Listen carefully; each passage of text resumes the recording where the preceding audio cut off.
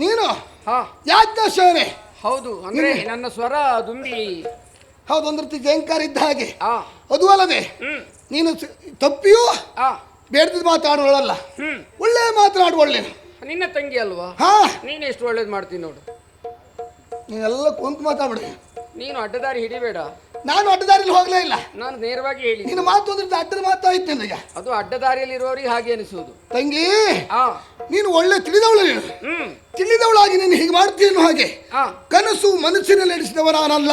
ಏನು ತಪ್ಪು ಮಾಡಿದ್ದೇನೆ ಅಣ್ಣ? ಏನ್ ತಪ್ಪು ಮಾಡಿದೀಯ? ಅವರಿಗೆಲ್ಲ ಬುದ್ಧಿ ಇಲ್ಲ ಏನು ಹೇಳ್ತಾರೆ, ನೀನು ಹಾಗೆ ಹೇಳ್ತೀಯಲ್ಲ. ತಂಗಿ ಆ. ಹೇಳುವ ಸ್ಥಳದಲ್ಲಿ ಇದ್ದೀಯ ಆ. ಹೇಳಿಸಿಕೊಳ್ತಾ ಇದ್ದೀಯ ನೀನೀಗ. ಯಾಕೆಂದ್ರೆ ಆ. ಗಂಡ ಹೆಂಡತಿಯಲ್ಲಿ ಜಗಳ ಹೌದು. ಅದು ಇರ್ಲಿ, ಆ ಅದು ಆಕ್ಷೇಪ ಏನೂ ಅಲ್ಲ. ಹೌದು, ನಮ್ಮ ಮನೆ ಜಗಳ ಅದು. ನಿಮ್ಮ ಮನೆ ಜಗಳ, ಆ ಅದಕ್ಕಾಗಿ ನಾನು ಬಂದವನು ಅಲ್ಲ. ಮತ್ತೆ ನೀನ್ ಯಾಕೆ ಬಂದಿ? ಬರುವ ಉದ್ದೇಶ ಏನು? ಗಂಡ ಹೆಂಡತಿ ಜಗಳ ಅಲ್ಲಿಗೆ ನಿಲ್ಲಲಿಲ್ಲ. ಆ ಮತ್ತೆ ಮುಂದುವರಿತೆಯಲ್ಲಿ ಅಕ್ಕ ತಂಗಿಯರ ಜಗಳ. ಓ, ಸುಭದ್ರ ಪ್ರಕರಣ. ಸುಭದ್ರಾ ಪ್ರಕರಣ. ಅವಳು ಬರಬಾರ್ದಿತ್ತು, ಬಂದಿದ್ದಾಳೆ. ಅಲ್ಲ, ಗಂಡ ಬರುವಾಗ ನೀ ಬರಲಿಲ್ವಾ? ಹೌದು. ಅವಳು ಗಂಡ ಬರುವಾಗ ಅವಳು ಬಂದಿದ್ದಾಳೆ. ಬಂದ ಮೇಲೆ ನಾವೇನಂತ ನೋಡಬೇಡವೆ? ಹಾ, ಅವಳು ನೋಡಿದ್ದಾಳೆ, ನಾನು ನೋಡಿದ್ದೇನೆ. ನೋಡಿದ್ದೀಯ? ಮತ್ತೆ ಆದ್ರೆ ಅವಳು ತಂಗಿಯನ್ನು ಅನುಕಂಪದಿಂದ ಆ ಏನೋ ತಿಳಿಯದೆ ಮಾತನಾಡಿರಬಹುದು, ಹಾ. ನೀನು ಬೇಡ ಹೇಳಿರ್ಬೋದು. ಕ್ಷಮಿಸಿ ಬಿಡಬಹುದಿತ್ತು ನೀನು. ಬಿಟ್ರೆ ಅವಳು ಹೋಗ್ತಾಳ? ಅದು ಆಮೇಲೆ ಕತೆ. ನೀನ್ ಮಾತಾಡೋದಕ್ಕೆ ನೋಡಿದ್ರೆ ಅವಳು ನಾನು ಹೊಡೆದ್ರು ಅಡ್ಡಿಲ್ಲ, ತಂಗಿ ತಿನ್ಕೊಂಡು ಸುಮ್ಮನೆ ಕೂತ್ಕೊಂಡು ಹಾಗೆ ಆಗುದಿಲ್ಲ. ಕೆಲವು ಮಕ್ಕಳು ತಿಳಿಯದೇನು ಹೇಳ್ಬಹುದು ಅಪ್ಪನಿಗೂ ಅಮ್ಮನಿಗೂ. ಈ ಮಕ್ಕಳು ಚಿಕ್ಕವರಾಗಿರುವಾಗ ಎತ್ತಿಕೊಂಡಾಗ ಎದೆಗೆ ಒದ್ರೆ ಹಾ. ಬಹಳ ಸಂತೋಷದಿಂದ ಮಗುವನ್ನು ಅಪ್ಪಿಕೊಳ್ತಾರೆ. ಹಾ, ಅದೇ ಮಕ್ಕಳು ಪ್ರಾಯಕ್ಕೆ ಬಂದ್ರೆ ಒದೆಯುವುದು ಬೇಡ, ಹೊಡಿತೇನೆ ಅಂತ ಕೈ ಎತ್ತಿದ್ರೆ ಸಾಕಾಗ್ತದೆ, ಮನಸ್ಸಿಗೆ ನೋವಾಗ್ತದೆ. ನೋವಾಗ್ತದೆ. ತಂಗಿ ಆಗಿರುವಂತವಳು ತಂಗಿ ಸ್ಥಾನದಲ್ಲಿ ಇರಬೇಕು, ಅದನ್ನು ಬಿಟ್ಟು ಅಕ್ಕನಾಗೋದಕ್ಕೆ ಹೋಗಬಾರದು. ಹಾ, ಹೋಗ್ಬಾರ್ದು, ಬಿಡು. ಹಾ. ತಂಗಿ ಹೊಡೆಯುವುದು ಮುಂದಾದಿ ನೀನು. ಹಾ. ಹೊಡೆಯುವಾಗ ಸ್ವಲ್ಪ ಆದ್ರೂ ಅಣ್ಣನ ಬಗ್ಗೆ ಯೋಚನೆ ಮಾಡಿದ್ದೀನಿ ನೀನು? ನಿನ್ನ ಬಗ್ಗೆ? ಹೌದು. ನಿನ್ನ ಬಗ್ಗೆ ಏನು ಯೋಚನೆ ಮಾಡಬೇಕು? ಏನು ಯೋಚನೆ ಮಾಡ್ಬೇಕಾ? ನನ್ನ ಗಂಡನ ಹೆಂಡತಿ ಅವಳ ಬಗ್ಗೆ ನಾನು ಯೋಚನೆ ಮಾಡು. ನಿನ್ನ ಬಗ್ಗೆ ಅವಳ ಅಪ್ಪನ ಮನೆಯವರು ಅಜ್ಜ ಮನ ಕಡೆ ಎಲ್ಲ ನಾನು ಯೋಚನೆ ಮಾಡ್ತಾ ಇದ್ದೆ. ನಂದು ಪ್ರಸಂಗ ಮುಗಿತದೆ ಹೇಳು. ಹಾಗಲ್ವೇ? ಮತ್ತೆ? ಪ್ರಸಂಗ ಮುಗಿತಿತ್ತು ಅಲ್ಲಿಗೆ. ದ್ರೌಪದಿ ಪ್ರತಾಪ ಇದು. ನೀನು ಪ್ರತಾಪ ಆಮೇಲೆ ಇರಲಿ. ಹಾ. ನನ್ನ ಬಗ್ಗೆ ಯೋಚನೆ ಮಾಡಿ ಸ್ವಲ್ಪ ನೀನು ನಿಧಾನವನ್ನು ಹೊಂದಿಸಿದಂತಾದ್ರೆ ಹಾ. ಅಲ್ಲಿ ಕತೆ ಮುಗಿತಿತ್ತು. ಏನು ಹೇಗೆ ಗೊತ್ತಾ? ಹಾ. ನಾನು ನಿನಗೆ ಎಷ್ಟೆಲ್ಲ ಉಪಕಾರ ಮಾಡಿದವ ನಾನು. ಓ ಹೋ ಹೋ, ದೇವ್ರು ನೀನು. ದೇವರು ಹಾ. ಸಭಾಪರ್ವ ಕಾಲದಲ್ಲಿ ಹಾ. ನಿನ್ನ ಮಾನ ಹೋಗುತ್ತಾ ಇತ್ತು. ಅಕ್ಷಾಮರವನಿತ್ತು. ಹಾ. ನಿನ್ನ ಮಾನ ಪ್ರಾಣವನ್ನು ಕಾಪಾಡಿದವ ನಾನು ಹಾ, ಅಷ್ಟೇ. ಆ ಒಂದು ಉಪಕಾರ ಸ್ಮರಣೆ ಆದ್ರೂ ಇರ್ಬೇಕಿತ್ತು. ಇರಬೇಕಿತ್ತು ನಿನಗೆ. ಹಾ. ಅದು ಇಲ್ಲದೆ ಹಾ. ನನ್ನ ತಂಗಿಯವಳು ಪಾಪದವಳು, ಹಾ. ಅವಳಿಗೆ ಕೈಗೆ ಬಂದಾಗೆಲ್ಲ ಹೊಡೆದು ಹಾ. ಬೆನ್ನು ಬೇರೆ ಮಾಡಿಬಿಟ್ಟಿದೀಯ ನೀನು. ಓಹೋ, ಹಾಗಿರುವಾಗ ಹಾ. ಅದನ್ನು ಯೋಚನೆ ಮಾಡಿದೆ ನೀನು. ಈ ರೀತಿ ಕಾರ್ಯ ಮುಂದುವರಿತು ಅಂತಾದ್ರೆ ಹಾ. ನಿನಗೆ ಏನ್ ಹೇಳ್ಬೇಕೆ ನಾನು? ಹೋ, ನಿಮ್ಮ ತಂಗಿಗೂ-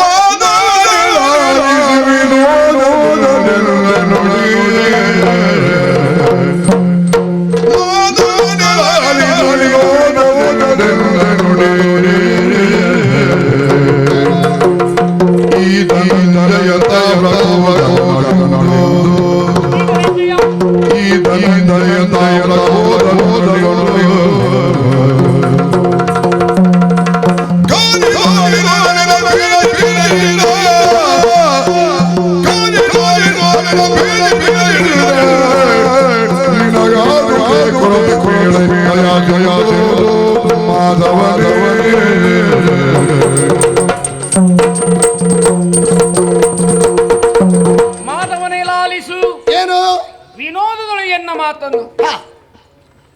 ಪಾರ್ಥ ಹಾಗೂ ಭೀಮರಲ್ಲಿ ಯುದ್ಧ ನಡೆಯಿತು. ಹಾ. ಯುದ್ಧದಲ್ಲಿ ಸೋತಂತ ಹಾ. ಭೀಮದೇವರು ಈ ವರ್ಷದ ಯಜಮಾನಿಕೆ ಹಾ.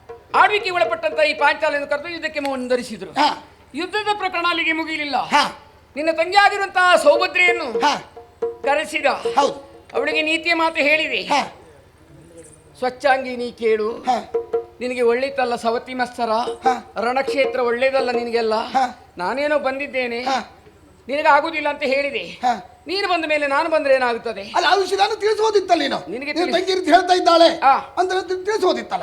ತಿಳಿಸ್ಲಿಕ್ಕೆ ಯಾರನ್ನು ಕಳಿಸುದು? ನಾನು ರಣಕ್ಷೇತ್ರದಲ್ಲಿ ಇರುವಾಗ. ಅಲ್ಲ, ಹಾಗಲ್ವೇ? ನಾನು ಗಾಳಿಯಲ್ಲಿ ಈಗ ಸುದ್ದಿ ಕಳಿಸುದಕ್ಕೆ ಅಂತ ಇಲ್ಲ ನನ್ನ ಹತ್ರ ಸಾಧನ. ಸಾಧನೆ ಏನಿಲ್ಲ. ಹೌದು. ಅಲ್ಲ, ನಿಮ್ಮವ್ರು ಯಾರು ಕಳಿಸಿಕೊಡೋದಿತ್ತು. ಅಲ್ಲ, ನಮ್ಮಲ್ಲಿ ಕಳಿಸಿಕೊಡೋದಕ್ಕೆ ಅವಳು ಬಿಡ್ಬೇಕಲ್ಲ. ರಣಕ್ಷೇತ್ರಕ್ಕೆ ಬಂದಾಗ ನಿಂತ್ಕೊಂಡು ನಿನ್ನ ಅಪ್ಪನ ಮನೆಯವ್ರಿಗೆ ಹೇಳಿ ಕಳಿಸ್ತೇನೆ ಅಂತ ಹೇಳಿಕಾದೀತ. ಅಲ್ಲ, ನನ್ನ ಮುಖ ನೋಡಿ ಆದ್ರೂ ನನ್ನ ತಂಗಿನ ಬಿಡಬಹುದಿತ್ತು. ಅಲ್ಲ, ನಿನ್ನ ಮುಖ ನೋಡೋದಕ್ಕೆ ಅಲ್ಲಿ ನಿನ್ನ ಮುಖ ಉಂಟಾ? ಅಲ್ಲ, ಆದರೆ ನಾನು ಮಾಡುವ ಉಪಕಾರ ಉಪಕಾರ ಎಣಿಸಿ. ಅದೇ ಹೇಳುದು. ಹಾ. ಉಪಕಾರ ಸ್ಮರಣೆ ಇಲ್ಲ ನಿನಗೆ. ಹಾ. ತಾನೆಷ್ಟು ಉಪಕಾರ ಮಾಡಿದ್ದೇನೆ ತಂಗಿ, ನೀನದೆಲ್ಲ ಮರೆತೆ ಕೃತಜ್ಞನಾಗುತ್ತಿದ್ದೆ ಎನ್ನುವುದಾಗಿ. ಹೌದು. ಆ ಹೊತ್ತು ಸಭಾಪರ್ವ ಕಾಲದಲ್ಲಿ ದುರುಳನಾಗಿರುತ್ತಾ ದುಶ್ಯಾಸನನ್ನ ಸೀರೆಗೆ ಕೈ ಇಕ್ಕಿ ಹಾ. ನನ್ನ ಸೀರೆಯನ್ನು ಸುರಿಯುತ್ತಿರುವಂತಹ ಸಂದರ್ಭದಲ್ಲಿ ಹಾ. ಅಚ್ಯುತ ಕೇಶವ ಮಾಧವ ಮುಕುಂದ ಜನಾರ್ದನ ಪುಂಡರಿಕನಯನ ಪಾಂಡುರಂಗ ಅವತಾರ ನಿಧಿ ದಾಮೋದರ ಹರಿಯೇ ಗೋವಿಂದ ಎನ್ನುವುದಾಗಿ ನಿನ್ನನ್ನು ಕೂಗಿದೆ ನಾನು. ಹಾ. ನೀನೇ ನಾನು, ನಾನೇ ನೀನು ಎನ್ನುವುದಾಗಿ ಹಾ. ಮೊದಲು ನಾನು ನನ್ನ ಮಾನವನ್ನು ರಕ್ಷಣೆ ಮಾಡಿಕೊಳ್ಳುತ್ತಿರುವಂತಹ ಆತ್ಮವಿಶ್ವಾಸದಿಂದ ಸೀರೆಯನ್ನು ಗಟ್ಟಿಯಾಗಿ ಹಿಡಿದುಕೊಂಡಿದ್ದೆ. ಹಾ. ಆಮೇಲೆ ನನ್ನಿಂದ ಆಗುದಿಲ್ಲ ಅಂತ ಆದ್ಮೇಲೆ ಗೋವಿಂದ ಸಮರ್ಪಣ ಕೃಷ್ಣಾರ್ಪಣ ಎನ್ನುವುದಾಗಿ ಎರಡು ಕೈ ಮೇಲೆತ್ತಿದ್ದೇನೆ. ಹೌದು. ಆಗ ನಿನಗೆ ಕೂಗು ಕೇಳಿಸಿತು. ಹಾ. ನನ್ನ ಸೀರೆಗೆ ಅಕ್ಷಯವನ್ನು ಕೊಟ್ಟೆ. ಹಾ. ಅದರಲ್ಲಿ ನಿನ್ನ ದೊಡ್ಡಸ್ಲಿಕ್ಕೆ ಎಂತದಿಲ್ಲ. ಯಾಕೆ? ಭಕ್ತನೋರ್ವ ಭಜಿಸಿದಾಗ ಹಾ. ದೇವತ್ವದ ಕರ್ತವ್ಯ ಏನು, ಎಲ್ಲಿ ಭಕ್ತರಿದ್ದಾರೋ ಅಲ್ಲಿ ದೇವರು ಅಂತ ತೋರಿಸಿಕೊಡುವುದಕ್ಕೆ. ಹಾ. ನನ್ನ ದುಡಿಮೆಗೆ ನೀನು ಕೊಟ್ಟ ಸಂಬಳ ಅದು.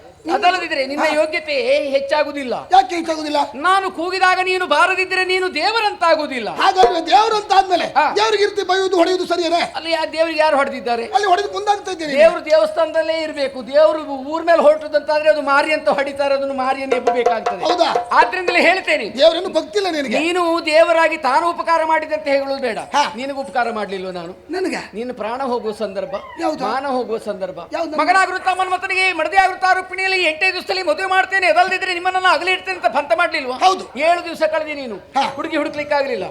ಉಳಿದ ಒಂದೇ ಒಂದು ದಿವಸ ರಾತ್ರಿ ಹೊತ್ತು ಅದ್ರ ಅರ್ಧ ಅವತ್ತು ನೀನು ಕರೆದದ್ದು ನನ್ನ. ಹೌದು. ಏನಂತ? ಏನು? ತಂಗಿ ಕೋಮಲಾಂಗಿ, ಕೋಮಲಾಂಗಿ, ಮಧುರ ಭಾಷಿಣಿ. ನಾನು ಪಾರ್ಥರ ಜೊತೆಯಲ್ಲಿ ಮಲಗಿದ್ದೆ. ಗಂಡನ್ನು ಬಿಟ್ಟು ನಿನ್ನ ಕರೆಗೆ ಹೋಗೊಟ್ಟು ನೋಡಿ ಬಂದಿದ್ದೇನೆ. ಬಂದು ಆ ಹೊತ್ತಿನಲ್ಲಿ ನೀನು ಕೇಳಿಕೊಂಡದ್ದು, ಹೋಗು ಈ ರಾತ್ರಿ ಹುಡುಗಿಯನ್ನು ಹುಡುಕಿಕೊಂಡು ಬಾ ಅಂತ. ನಿನ್ನೊಳಗಾಗದಿರೆ ಎನ್ನೊಳಗಾಗುದೇ ನಾನು ಕೇಳಲಿಲ್ವಾ? ಇದು ನಿನಗೆ ಆಗ್ತದೆ ಅಂತ ಆತ್ಮವಿಶ್ವಾಸದಿಂದ ಕಳಿಸಿಕೊಟ್ಟೆ. ನಿನ್ನ ಹೆಂಡತಿಯರಿಂದ ನಿನ್ನ ತಂಗಿ ಸುಭದ್ರಿಂದ ಆಗದಿರುವಂತ ಕಾರ್ಯ, ಕಮಲೋಪನ ಮಗಳಾಗಿರುತ್ತಾ ರತಿಯನ್ನು ನಾನು ನಿಶ್ಚಯ ಮಾಡಿಕೊಂಡು ಬಂದು ನೀ ಹುಡುಕುದಕ್ಕೆ ಯೋಗ್ಯ ನಾನೇ ಅನುಗ್ರಹಿಸಿಕೊಟ್ಟದ್ದು ಯಾವುದು ಗೊತ್ತಾ? ಮನೋವೇಗ, ದಿವ್ಯ ದೃಷ್ಟಿ ನಾನು ಅನುಗ್ರಹಿಸಿದ್ದವಲ್ಲ. ಸಂಪೂರ್ಣ ತಲೆ ಕೆಟ್ಟಿದೆ ಇವನಿಗೆ. ಅದರಲ್ಲಿ ಹುಚ್ಚಿಡಿದೆ. ಯಾಕೆ? ದಿವ್ಯ ದೃಷ್ಟಿ ಮನೋವೇಗ ನನಗೆ ಕೊಡುವ ಇವನ ಹತ್ರ ಇಲ್ವಾ? ಇವ್ ಹುಡುಕ್ಲಿಲ್ಲ. ನೀನು 7 ದಿವಸ ಹುಡುಕಿದೆಯೇ ಇಲ್ವಾ? ನಾನು ಹುಡುಕಿದ್ದೇನೆ. ನಿನ್ನ ಹತ್ರ ಇದ್ದದ್ದು ಮತ್ತೆ ನೀನೇ ಹುಡುಕಿ ನಿನ್ನ ಮಗನಿಗೆ ಮದುವೆ ಕಾರ್ಯ ಆಗಿದೆ ಅಂತ ನೀನೆಂತ ಕೊಡೋದು? ಹುಡುಗಿಯನ್ನು ಹುಡುಕುವುದಕ್ಕೆ ಯೋಗ್ಯಳು ನಾನು ಅಂತ ದೈವ ಸಂಕಲ್ಪ ಉಂಟು ಅಂತ ನಾನು ಭಾವಿಸಿಕೊಳ್ತೇನೆ. ಅಲ್ಲಿಗೆ ಮುಗಿಲಿಲ್ಲ. ಹುಡುಗಿಯನ್ನು ನಿಶ್ಚಯ ಮಾಡಿ ಮದುವೆ ಕಾರ್ಯಕ್ರಮ ಮುಂದುವರಿಯಿತು. ಮದುವೆ ಆಗುವ ಹೊತ್ತಿನಲ್ಲಿ ಅವ ಬಂದ ಕೌಂಡ್ಲಿಕ್ಕ. ಕೌಂಡ್ಲಿಕ್ಕ ಬಂದು ರತಿ ಕೈ ಕೊಟ್ಟು ಎಳ್ಕೊಂಡು ಹೋಗ್ತಾ ಇದ್ದ. ನೀವೆಲ್ಲ ದರೆಯಲ್ಲಿ ಹೊರಗಿದ್ದೀರಿ ಅವನಲ್ಲಿ ಯುದ್ಧ ಮಾಡಿ. ನೀನ್ ಎಂತೆಂತ ರಕ್ಕಸರನ್ನೆಲ್ಲ ಕೊಂದವ ನೀನು ಮಾಡಿದ್ದ ಎಂದು ತಾಯಿಯಲ್ಲಿ 3 ಜಾಗವನ್ನು ತೋರಿಸಿದಂತೆ ಬಾಯಲ್ಲಿ. ತಾಯಿಗೆ ಬ್ರಹ್ಮಾಂಡ ಬಾಯಲ್ಲಿ ತೋರಿಸುವಾಗ ಇವ ಏನಿದ್ದ ಅಂತ ಬೇಡವಾ? ಬರೀ ಸುಳ್ಳೆ ಹೇಳಿ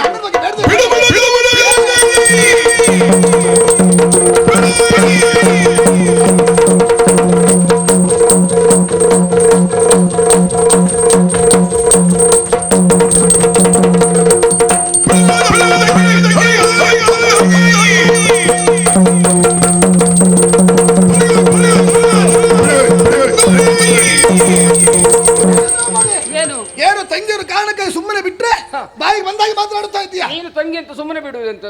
ಅವಳು ನಿನಗೆ ತಂಗಿ ಆದ್ಲಲ್ಲ, ನಾನು ನಿನಗೆ ತಂಗಿ, ಇಬ್ಬರನ್ನು ಬಿಡುವಾಗಿ. ಹಾಗಾದ್ರೆ ಬಿಡುವುದಿಲ್ಲ. ಯಾಕೆ ನಮ್ಮ ಮಾನ ಮರ್ಯಾದೆ ಹೋಯ್ತು. ಇದು ಸರಿಯಾದ ಶಿಕ್ಷೆ ಆಗಲೇಬೇಕು.